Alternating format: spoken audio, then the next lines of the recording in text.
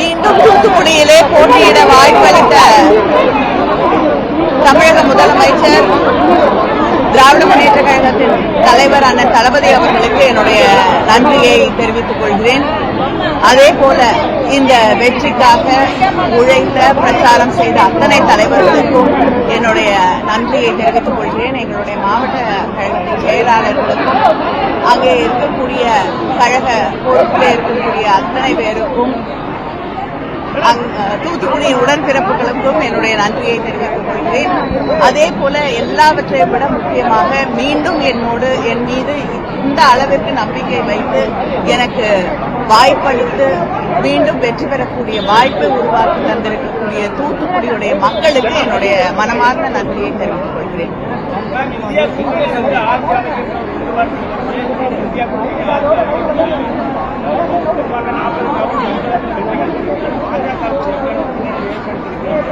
தமிழகத்தில் பாஜகவுக்கு இடமே இல்லை என்பதை இங்கு தாமரை மலராது அப்படிங்கறத மிக தெளிவாக தமிழக மக்கள் தெளிவுபடுத்தி இருக்கிறார்கள். அதனால நிறைய பேர் கனவோடு இருந்தார்கள். அந்த கனவெல்லாம் தெளிவாக்கப்பட்டிருக்கக்கூடிய ஒரு சூழலை தமிழ்நாட்டிலே நாம் பார்த்துக் கொண்டிருக்கிறோம்.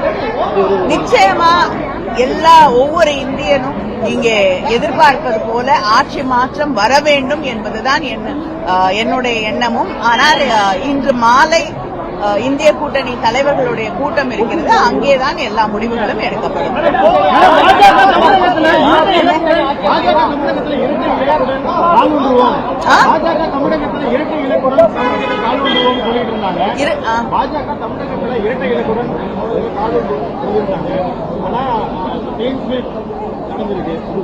அதாங்க இங்க தாமரை மலராதுன்னு தெளிவுபடுத்திருக்காங்க.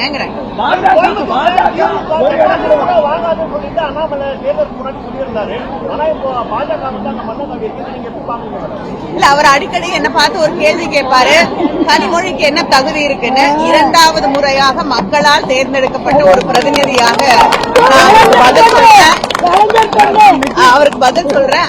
அதை கூட அந்த தகுதியை கூட இல்லாத ஒருவர் பிஜேபியோட தலைவராக இங்கே நீடிப்பது அந்த கட்சிக்கு நிச்சயமாக நல்லதில்லை.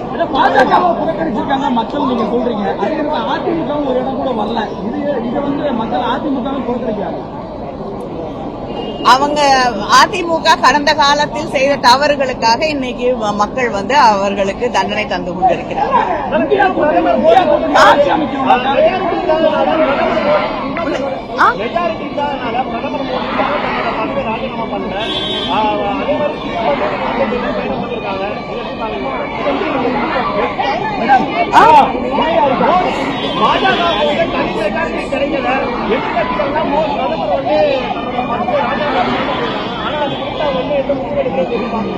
இல்லைங்க, பிரதமருக்கே முதல் 4-5 சுற்றுக்கள் பின்னடைவு இருக்கக்கூடிய ஒரு சூழல்ல இந்த தோல்விக்கு தார்மீக பொறுப்பேற்று அவர் பதவி விலக வேண்டும் என்று